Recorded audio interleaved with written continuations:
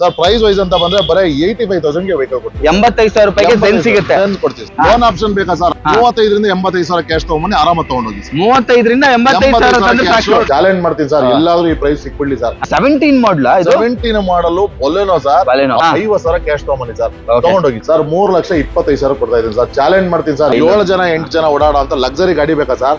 ಒಂದು Alto K10 rate ಅಲ್ಲಿ sir, Toyota Innova sir, 4 lakh ತಗೊಂಡ್ಬನ್ನಿ ಸರ್. ಹೌದಾ?